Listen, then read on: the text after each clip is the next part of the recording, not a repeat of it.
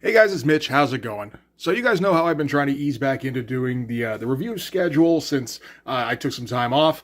So I thought it might be a good time to just spend some time with an old friend. We're gonna take a look at Youngblood #1 today.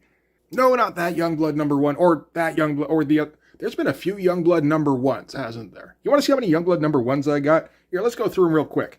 So naturally, we got to start with OG Youngblood #1, not to be outdone, not even a little bit, by Youngblood #1. Very likely to be outdone by Youngblood #1. Got another Youngblood. Actually, that's the same Youngblood #1. I don't know why I have two of those. I think probably I got confused by how many Youngblood #1s there are. I also have Youngblood #1. And last but not least, Youngblood #1.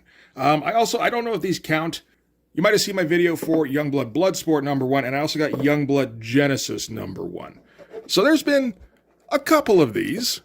I got all of these with the intention to eventually do a video. I had the idea, just do like a Youngblood #1 a month.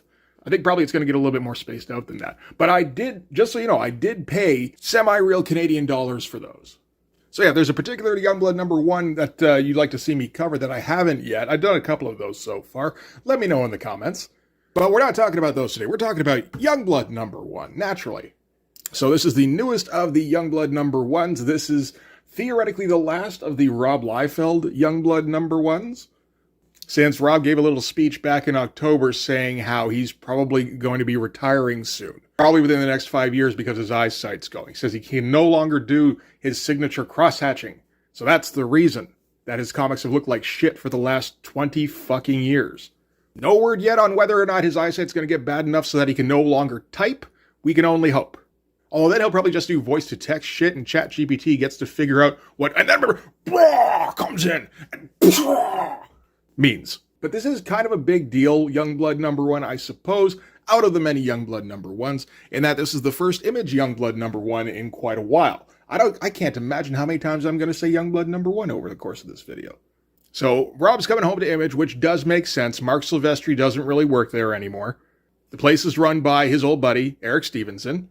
Eric Stevenson was acting in his old editorial capacity by having Rob float an idea past him, in this case, hey, I want to publish a comic at Image again, and he went, you got it, buddy, as he usually would. And I'm not going to pretend like I can't see the reason behind it. I mean, Rob Liefeld is still a name. Rob Liefeld still does sell comics. I don't think he sells anywhere near as many comics as he thinks he does, or as many as he would like us to believe he does.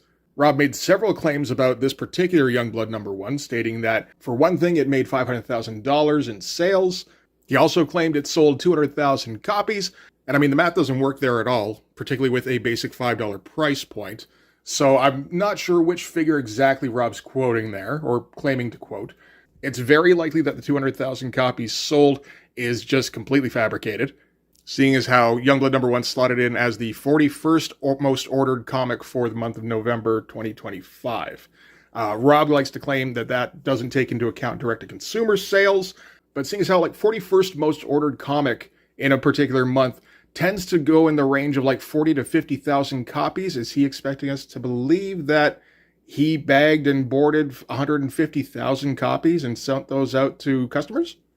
Closest guess I can figure is that 200,000 copies sounds kind of close to what Absolute Batman did, which kind of blew the doors off. So Rob wants to claim that he's in, kind of that stratosphere. Doesn't matter if he doesn't have the numbers to back it up. He'll just say he does. The $500,000 claim, I could maybe believe, based on a few things. I mean, when this thing was first being kind of pushed around, I remember looking into it to see what it would cost to actually order a copy. I didn't think I was actually going to do it. I didn't end up doing it, because the idea of giving money directly to Rob is anathema. But I thought maybe in this case, it's a Youngblood #1. It kind of deserves it if it's not ridiculous. And then I looked it up and it was ridiculous. Dude wanted $25 for a single copy beforehand. And then you factor in the fact that's, of course, $25 American. I've got to do the currency conversion and you got to ship it up to Canada. I'm probably looking closer to $40 to $50 for a single copy of a comic that I am not going to enjoy. That's for the base model. On top of that, there's all sorts of exclusives. There's variant editions. There's the super, I don't even know the fuck what variant, where that cost $1,000. That exists, and I'm very sure that some people ordered that. And there's the thing with the exclusive covers, because there's, who even knows how many variant covers on this thing. One of which, the retailer exclusives, apparently a store had to order 750 copies of Youngblood #1 to qualify for. You know, the upside on that is that once you receive that, you can turn around and flip it probably for $400 or $500, maybe more once it's gotten graded, and you can make back a sizable amount of your investment. And it sounds like there were 27 stores or chains that were willing to take Rob up on that. So that's like 20,000 copies sold right there, plus most other comic stores ordering probably in the range of 10 to 20 copies. I could see it getting up to 50,000 copies. That seems like the right number. And I can see $500,000 being made on this. Rob's always been able to find a way to make money. So I guess the question is, was it worth the money? I mean, that is the question, really. Nobody really knows the answer until you open the cover, for sure. So let's take a look. I guess the cover here is a hint. This cover fucking blows. We've got people standing, looking vaguely in our direction, and that's kind of it. Minimal amounts of detail, minimal amounts of shadowing, zero attempt at coming up with an interesting composition, or even going to his usual go-to compositions, like single guy standing amongst floating heads. This is the direct market edition, where people are only paying $5 a pop. You cheap fucks get the Youngblood staring you down edition. Going, you couldn't open your wallet a little bit more? And I will admit, I feel ashamed, and yet not so ashamed as to go and order a $1,000 copy of Youngblood #1. And we get our little signature down here by Liefeld, and Joanna Man? That is Juan Manuel Rodriguez. Man, he only let him put in like a seventh of his name. So, as per usual, Rob Liefeld's story, pencils, inks. I'm not even going to complain about that anymore, really. Rob's past the point where he's trying to be a trendsetter, where he's trying to be one of the big names in comics. He kind of thinks he is, but, he doesn't feel the need to go and spend extra money on making Youngblood any better than it is, which is not very good. I think he's got good reason for doing that. I've said it before. I don't think any improvements on Youngblood will entice anybody who doesn't usually read Youngblood to read Youngblood. This includes hiring a competent writer. This also includes him spending a reasonable amount of time on a page. He can draw like it's 1991, throwing all sorts of cross-hatching on everything, or he can draw like it's 2025 and put in the minimal amount of effort, and these same people will buy the book regardless. Additional inks by Chance Wolfe of Shadowhawk fame. I don't know what parts of this Chance inked. A lot of it looks like... this stuff here. Could he have possibly inked this, or is this just Rob scribbling and then upgrading his pencils to inks in the transfer? I don't know. There's bits in here that look like they have some good inking on them, but honestly, I don't notice a whole lot of it, so I hope he at least paid Chance well. Juan Manuel Rodriguez, as we said, doing the color art, so he's going to be the primary artist on this. Russ Wooten, lettering and design. And then it says 4 variant covers by Scotty Young, Ryan Stegman, Daniel Warren Johnson, and Ryan Otley. Those would undoubtedly be better covers than the one I got. It's funny, I looked it up on mycomicshop.com.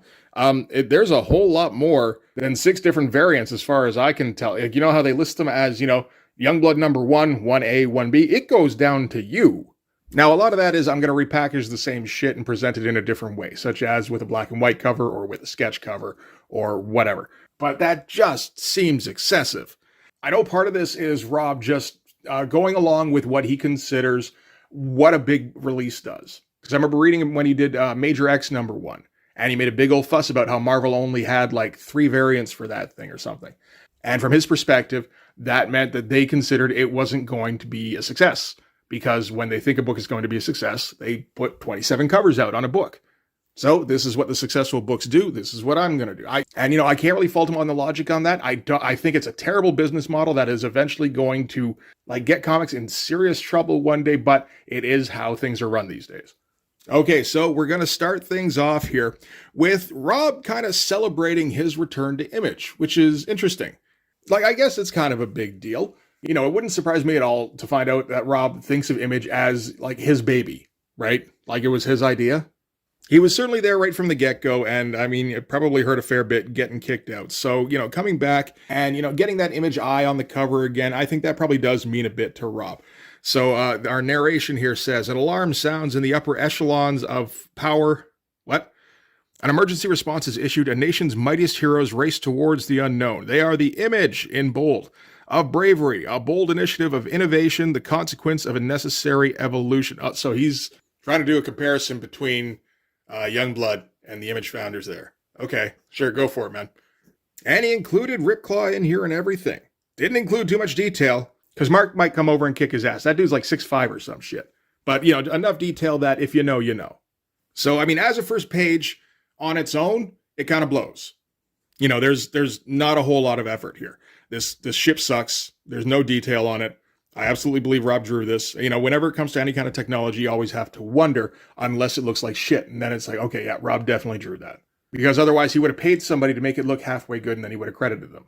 He's not paying anybody to make it look like shit and then just going, no, I'm not going to credit you. I'm going to say I did that. And then a bunch of silhouetted figures down here for the image founding books. Who got left out? There's 6 people here. Jim Lee and Wildcats. Really? Okay. I guess it's a bit of a tough one to represent. I think if you did the Zealot face paint, that would have done it. But is Jim on the outs with Rob? I don't keep up enough with this shit. In execution, this all just kind of sucks.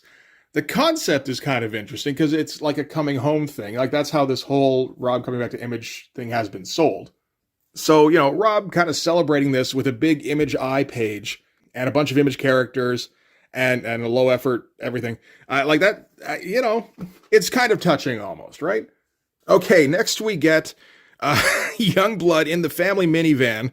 Maybe this thing was like a mask transforming vehicle kind of thing. Because, that could be a minivan that just, lengthened out, right? But, yeah, this interior sucks. There's no effort whatsoever to make this look like anything. Other than, okay, I'm going to draw, half a torso and then a box. And then some of a torso in a box. And then, just a shape for Bedrock. Because that's all he deserves.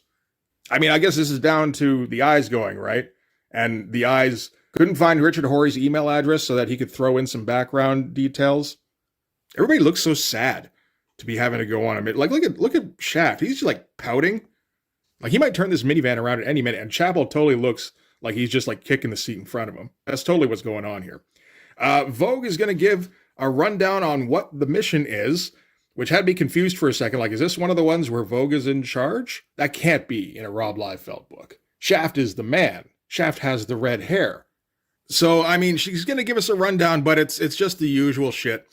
Intelligence reports our target is located just off the Pacific coast. After 2 failed attempts to engage, were they lost? They flew out there and nobody was there. And they went, shit, we got the wrong coordinates. Okay, fly back to base. We got to try this again. We are the primary strike option. Oh, so it was like the B team. This is why you send Youngblood. They have maps. We've sent a beacon to Suprema. It's a long shot as the Supremes are currently off-world. Combat Photon and the rest of the Star Guard are finalizing the Intergalactic Peace Treaty on Catella. This is fine for, just filling it. It's kind of usual Rob Nothing stuff. In the background here, Bedrock is singing some kind of song lyrics going, I want to bring the boom. That's what I do. So that explains the look on Chapel's face. He's got to listen to that shit the entire way there.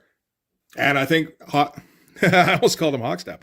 I think Shaft is sulking because, with Vogue's haircut, she assumed she was team leader. It's very similar.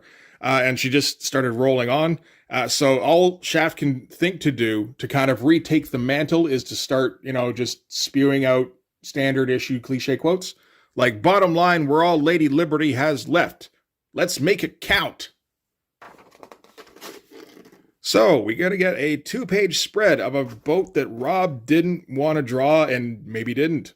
Those lines look a little bit smooth. We know Rob has templates because he's not afraid to use them. Again, it's probably Rob because if he'd hired somebody to do it, they would have done a better job and actually filled in some details instead of, 6 lines and colorist get to work. So they say that the target here is Xerxes. I guess this is our first shot of Xerxes, this tiny little panel. He's warned all governments from interfering with his mission. We don't know what his mission is. Retaliation will be swift and succinct. Oh, Rob learned the word succinct. The ship, called the Megladon, because it looks like maybe Rob thought it should be Megalodon, but he didn't know how to spell that, so it's the Megladon. It's Scottish. Literally appeared out of thin air and wasted no time taking out 2 patrols attempting to investigate. So instead of an installation, Youngblood has been downgraded to doing an airdrop onto a yacht. I guess this is Rob's attempt to shake things up a little bit. Colors all look fine, so, good job, Joanna, man. This fucking splash. Holy shit. This is so poorly done. Everything here. I'm going to say, Joanna, man, you didn't help this out at all either. Like, maybe there wasn't a lot to work with, but, I'm just saying. So we get one of the many Youngblood credos. We do what we always do. Strike hard, strike fast, and don't make a mess. I would think, like, the natural progression would be make a mess. Like, why else do you have Badrock there? So, I mean, like, hit them hard, hit them fast, and keep it tidy. Keep your voices down. We don't want to disturb the neighbors in the middle of the ocean. We're reminded what it's like when Badrock is in a book that's written by Rob Liefeld, because he doesn't do anything except stand vaguely in the background as a shape, and every once in a while yell out, "It's yabba dabba doom time, kids." Well, like, seriously, these figures are just hot garbage. There's nothing good here. This is the kind of thing Rob Liefeld scribbles on a sketch cover when it's presented to him at a convention. He does it in 15 minutes, I'm sure. No detail on anything. Apparently, he's completely forgotten how to draw abs other than whoozah, whoozah, whoozah, whoozah. He forgot how to do pecs a long time ago. Whatever, like, injury was done to his brain when somebody pointed out the Captain America boob shelf, that shit stuck. Because nobody is allowed to have a 3D chest anymore. The worst here is undoubtedly Badrock, who, like, gets, like, almost a face and then, like, a line for the shoulder pads and the vague suggestion of legs. That's some sad shit. I guess if you're a Rob Liefeld fan, I mean, for one thing, you're probably not watching this long. So, I mean, sorry, guys. This is all hypothetical. But you're kind of getting what you want in that I'm not up until here, but you do get like a double-page splash of the team. It's a shitty one. And I mean, there are many better examples. Those ones, I still don't think those are good, but they're better than this. But it is here. It is taking up space in the comic book. So that's got to be applauded or something. So now we're going to get a breakdown about what everybody's role is. Shaft tells Badrock that his goal is pain, break shit if necessary, lethal force allowed, green lights all around. But we got to remember the first part, which is also don't make a mess. These are like 240p definition on the faces here. This is some low effort horseshit. Chapel says his goal is reaching the hull, which shouldn't be too hard. It's the outside of the boat. The surge of energy coming from the belly of the beast may tell the tale. Again, he won't know. He'll be outside of the belly of the, but maybe he can like knock on the hull and see if that energy surges more. Who knows? Diehard says, I'll keep him busy topside, which sounds an awful lot like what Badrock was told to do. And Vogue gets to sit in the minivan and monitor operations because Rob can't remember how to draw a chick fighting in a way that's interesting. Okay, so naturally, we all have to leap from the minivan. Born of science, forged from courage, Youngblood is an elite fighting force like no other. There's so many just classic cliches in this. More than the sum total of their weapons, parts, and gears. They have gears. They carry experience, wisdom, a fraternity of consequence. Does a fraternity of consequence make the Dean's List, or are they definitely not making the Dean's List? For those who would seek to harm humanity. As far as the splash goes, this is, I think, about as good as Rob can do now. Or at least as good as he's willing to do. I don't know what kind of glasses he has to get to put any kind of detail on anything. He doesn't have them. The shaft pose here, actually that's not too bad at all, really. This is like a callback pose from Chapel here, with his giant Bic lighter. But, you got your four guys, because, Vogue doesn't matter. So, again, I think if you're a Youngblood fan, you're kind of getting what you want so far, and we're going to get more. This is the thing that Rob usually does these days. I started noticing this on his Snake Eyes miniseries, that there was just a disproportionate amount of, like, not quite splash pages, but you always got a giant shot of a figure, like every 2 or 3 pages. Because that's really all anybody wants from Rob Liefeld, including Rob Liefeld. Nobody's reading these, except me. So it's up to me to tell you what's going on. Rob doesn't know, he's just babbling at the mouth. So now we get a breakdown of the characters, like there's anybody reading this comic who doesn't know who Youngblood is.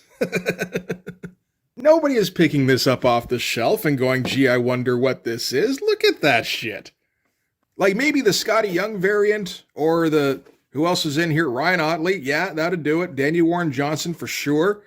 But like, if this is the standard issue direct market version, this is the one that most people are going to see.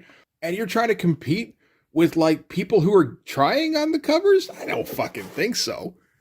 Anyway, we're going to pretend that we don't know who Youngblood is. So, Chapel, heavy armor, weapons, and tactical specialist. The ghost of his father drives him. Some say possesses him. Okay, that is a detail I didn't know before, which is apparently that the previous Chapel is dead. Might have turned into a demon at some point. Maybe not. I have no idea what continuity we're in.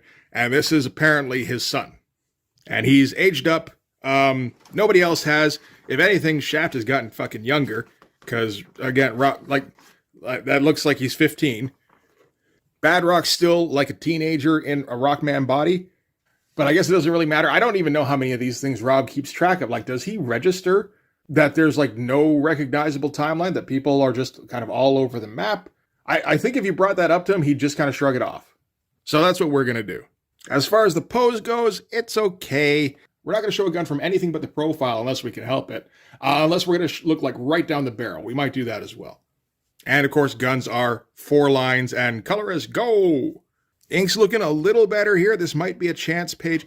It's hard to tell because, I imagine the pencils are very scribbly. There is, of course, the thing that Rob doesn't draw on comic paper for the most part. He tends to draw on tiny little scraps of paper and then blow them up. And then hand those off to inkers and go, I don't know, fucking do what you can, man. So I guess they were still falling here. This is them finally landing on the ship, on the deck specifically. Not the hull, but very close to it's hull adjacent. So like Chapel is in range of his goal. And he spots Xerxes. Xerxes gets another tiny little panel. I have to assume Rob had introduced Xerxes in something else before, whether it was like the Snake Eyes miniseries or I don't know if there was another Youngblood thing before this. Like between this Youngblood, I think this was the last Youngblood before this issue. I'm guessing there's no Xerxes in there. But I have to assume he's been introduced somewhere else because otherwise this is the introduction of Xerxes just tucked away in the corner here. And this is supposed to be, for one thing, this is supposed to be wrapping up the Youngblood story arc. Because there's a story in all of there's a point to all of this. Rob's been trying to teach us, friends. But one can assume he's going to try to do big bad things. And there will be a fight. And everybody in the Youngblood Extreme Maximum Awesome universe will have to come in to try and punch. And if all goes well, they will have punched last and so won. And again, if this is the first time we're seeing this guy, that's not impressive. I don't think we get a full figure shot of the guy throughout the entire issue. We certainly don't get one of these like blow up shots. This head looks okay. This is the only thing on this page that does. A little bit of cross hatching, a little bit of detailed like line work. I'm guessing Chance inked that one.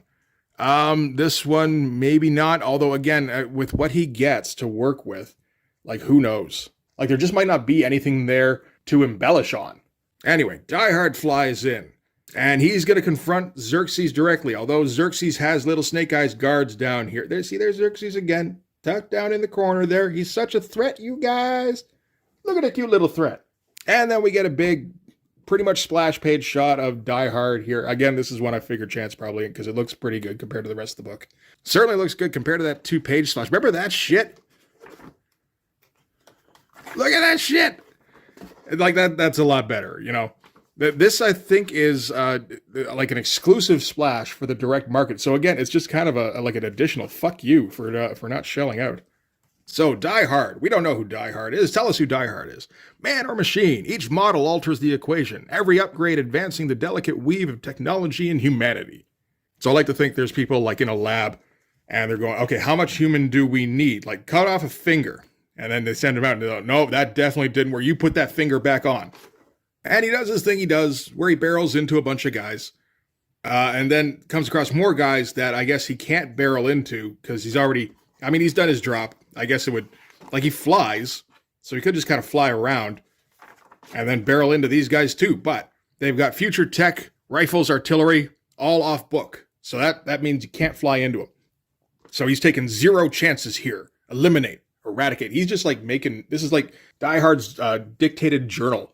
Maybe he thinks he's talking to Vogue, and Vogue's just up in the minivan going, yeah, that's why we're here. Like I was confused when Shaft said, don't make a mess. Like that, we're the mess makers. There's a good name for a comic, Mess Makers.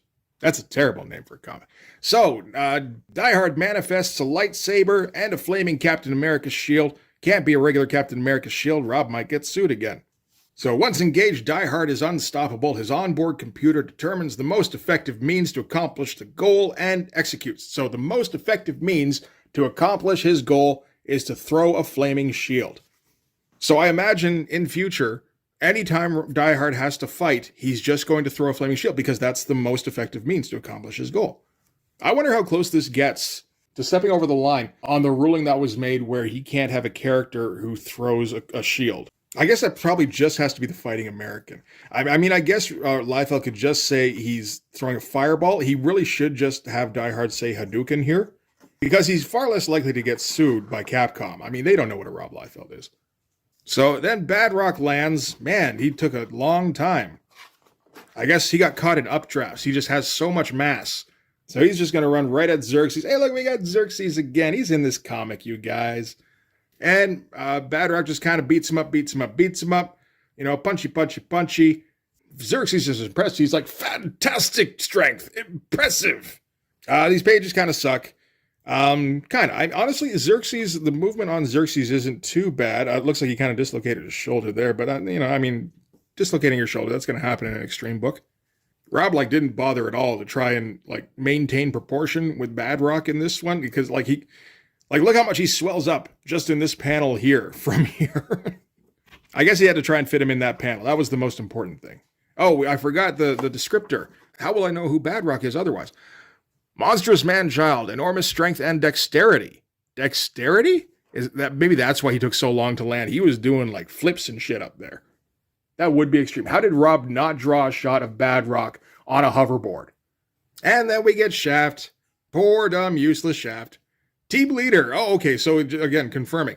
Marksman. No enhancements. No juice. All metal.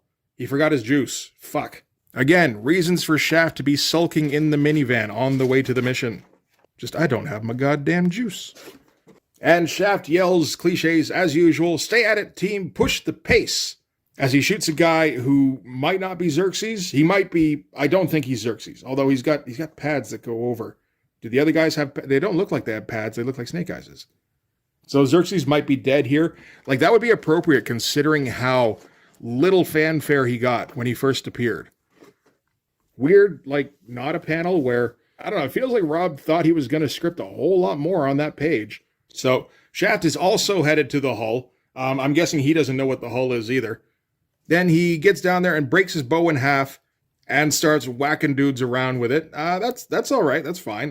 This is as much action as we've gotten in this comic, really. You look at this shit, this isn't particularly dynamic, apart from not a villain here doing his punch. That's an okay punch. Everything else here, there's just no dynamicism to it. Shaft keeps beating dudes up. Not the worst pose here. I think I've seen this one from Rob before. It's, fairly well executed. I think Rob is attempting to make Shaft look a little bit skinnier than Chapel or Die Hard to try and differentiate him a little bit.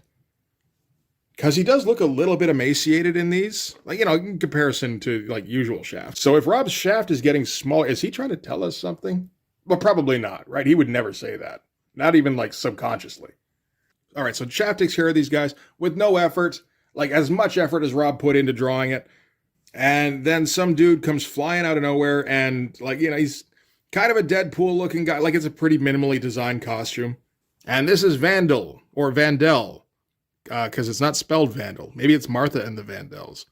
And I guess Vandal's working for Xerxes. He talks in rhyme. Doesn't really have much of a personality, but I guess it's kind of a different deal for a Rob character than usual. So that's something. Rob characters usually all sound pretty much exactly the same, including the villains. So for someone to talk in a completely different way all the time, that is kind of odd for Rob. So I guess I'll applaud him for that. And now we're going to get our splash page of Shaft. He's getting ready for battle. He's got to break out the Wolverine arrows. And yeah, this is a pretty bad looking Shaft. Like I said, I think Rob is trying to tone down the musculature on Shaft specifically. It does just make him look like a teenager though. I don't know if maybe this is the son of Shaft. Who knows? Shaft Jr.? That would be the worst nickname. So Rob's little shaft, well, I mean, okay, maybe not little, but certainly smaller than it used to be when he was young. Less girthy, you know. All of a sudden has arrows strapped to his wrists so that he has, yeah, Wolverine claws. And Vandal replies with, snickety snicked, Vandal been tricked. We're just kind of shoving that in Marvel's face, his little shaft. At some point, the dick jokes are going to end, I'm sure. Probably, I mean, they've got to sometime before the video ends, right?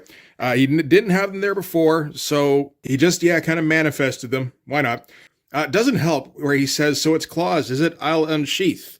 It is funny that this is meant to be our big impressive shot of Shaft, and he's just, it's not a great looking drawing. You know, it used to be a bit more impressive when he put more work into making the musculature well defined. But now with the completely flat pecs and the scribble abs and the shorter than they used to be legs, because there was a time when Rob used to catch shit for how long he drew characters' legs. Like, it's just not a particularly great looking drawing, you know? So yeah, they're going to have a slash off, I guess. It's not too bad. These are all shots that we've seen Rob do, I was about to say like 100 times before. I don't think Rob's produced 100 fight scenes. Maybe like 30 times before. Shaft gets a slash in. That does kind of look like the way he draws Wolverine claws, in that they don't look right at all. And now they're going to have a little bit of a standoff and like some verbal jousting. That's not a shot I've ever seen Rob draw before. It doesn't 100% look correct. I guess this is part of the mask that's visible beyond the bridge of his nose. I thought at first maybe it was a cheekbone. It's hard to tell. Either way, it ain't quite right. This eye is floating way off to the side. It still looks better than Rob can usually do with a semi-3/4 view of a face. He's got another one up here where it's fully in profile that I'm pretty sure, like, I don't know if he stole this off something, but I think he might have, because I don't think I've seen Rob draw that before. And Vandal is trying to convince Shaft to stand down and join Xerxes, because Xerxes is trying to do something helpful somehow. Just like, do not disturb the flow of what must be. Xerxes will save you if you allow it. And naturally, Shaft doesn't listen to anybody, because that's not really something that Shaft does. But then he gets shot up, like it looked like he was starting to swell up for a second there, and then he immediately shrunk down. So I guess he must have lost his train of thought there. He was probably getting a little bit excited and had to think about baseball. And it turns out the person who shot him down was Major Cable, from back in Extreme Sacrifice and some issues of Youngblood and maybe something else, who knows. I wonder if at this point, Major Bravo is meant to be like a time-honored character. But as we recall from the end of Extreme Sacrifice, Major Bravo was Shaft's father, so the Cable stand-in was the father of the Rob Liefeld stand-in. And apparently he is on the side of Xerxes, and he's trying to convince Shaft to stay out of the way. So I guess that's an interesting twist. But yeah, see, like, this is Rob usually drawing at a 3/4 view, where it feels like all of the features were drawn independently, and they don't quite work together. Like, this version here looks quite a bit more structured. So naturally, Shaft is not going to give in, and gets over the intercom thing and tells the team to get to the hull. Failsafe is activated. Like, it feels like everybody missed their objective. Like, they were all pretty close to the hull, and none of them have managed to get to it. All you got to do is go over the side. Like, if you rappel, you're at the hull. At this point, Xerxes managed to turn the tide on in his fight with Badrock. Look, punched all of his teeth out right there. Oh, wait, no, they're back. It's fine. And I'm not sure exactly what Xerxes' story is supposed to have been. He said before he's beat Cyclops and Manticores or something like that. And it says, I've drank from the chalice of Zeus. Heracles' blood flows through me. I wear the breastplate of Ares. Does he think Xerxes is a Greek name? Or is he saying that Xerxes conquered the Greeks eventually? It doesn't make a lot of sense for the blood of Heracles to be flowing through his veins. Maybe it's that Xerxes doesn't know exactly who the Greeks are. He just knows, like, some names from ancient history. Anyway, Xerxes grabs Badrock by the leg, hucks him over the side. Hey, it's right by the hull. Oh, no, he missed. He went into the water here. And goes over the side. And we get those, the bubble panel borders. Rob's used those before. Okay. And meanwhile, Chapel here goes, I'm in the hull. So all this time he's been talking about the hull, he meant the hold. Like the cargo hold. It feels like this entire mission could have been accomplished a lot more efficiently if whoever had drafted up the mission plan had been able to spell. And he sees something down here that shocks him, says, for the love of God, what am I looking at? What's happening down here? Sweet Jesus, it can't be. And then we got to cut away because we have to provide some kind of reason for you to buy issue 2, I suppose. Very similar looking panel to the one we saw before with Chapel. That one there. Not quite the same. So just, you know, Rob being Rob, drawing the same faces the same ways. Inking looks pretty good there again. And, okay, so I guess this is the point where Xerxes is kind of victorious because, you know, he threw Badrock over the side. He says, "Behold, the final dawn is upon us." Maybe that's the event name, Final Dawn. Who knows? "Lord Xerxes will deliver you from the final judgment. Stand at my side as we traverse towards safe harbors. The future yet to come will find us slaves to those that dwell among the cosmos." What? "The future yet to come will find us slaves to those that dwell among the cosmos. We must retreat now or perish." That's some Mad Libs shit right there. Shaft calls back to Vogue to get reserves from the blood pool, and Xerxes just keeps saying random phrases. "The wheels are turning, the transfer has begun, Sanctuary is waiting on the other side, nothing can stop Xerxes." And then at the end here, somebody shows up to stop Xerxes. Supreme with Suprema, and another little Supreme says, "But I'll wager if anyone can stop you twice in one lifetime, it's me." And then it looked like he was about to say something, but he didn't because he was too busy growling. So that's, I guess, our big reveal. Because Supreme and Suprema and all of them weren't supposed to show up. They were supposed to be off-world, but now they're here, so theoretically this fight should not be too difficult, but I'm sure there will be a lot of punching. And we get our ads for Youngblood number 2. I mean, it's a better-looking cover than the one we got here. That's such a shit cover. It is one of his standard covers with Guy standing amongst heads. Here he's stealing a Merritt Michaels composition from way back in Brigade number 2, I think it was, with Supreme getting reflected in Xerxes' helmet. This cover here, not too bad at all, by Dustin Weaver. I don't know who that is, but you draw a better cover than Rob Liefeld. And one by Tyler Kirkham. Not sure who that is either. Good composition. Most of the drawings look better than Rob does, except maybe for the Vogue. But I mean, you know, it's just a little bit off. So yeah, that is Image Youngblood number 1, part 2. Interestingly, no ads, no kind of indication that this is an Image book, apart from the Image eye, really. You know, you'd expect something in the back that would make you think this is more of a professional effort than usual from Rob, because this still feels like his usual, you know, I'm making a book on whatever crowdfunding platform I feel like this month. So, I mean, that's a pretty lousy comic. It's just another Rob Liefeld comic. Youngblood fly in, they get in a fight. Somehow the tables have turned, even though there's not really a sequence of events that indicates the tables have turned. They just kind of turned. You know, like if you're a Rob Liefeld fan, I'm sure you got what you were looking for here, which was Rob Liefeld lazily drawing the usual Rob Liefeld kind of pages and then making his colorist fill in all the gaps. You know, I could get vehement about this, I guess I have in the past. But at this point, it's just like, what else do you expect? There hasn't been any kind of indication that Rob gives a shit about drawing comics in about 20 years, I think. He obviously doesn't care about what he's presenting to the fans, and the fans don't care how involved Rob is in the project. As long as he's drawing something on paper, even if it's tiny little post-it notes and them blowing that shit up, that's good enough for them. That's good enough for him. Rob says, "Is it good enough that you would pay $25 for an issue?" And they go, "Sure." Like, what's he going to do? So, you know, it's crap, but it's the usual Liefeld crap. This is the end of the bell curve we're on. It's not going to get any better from here.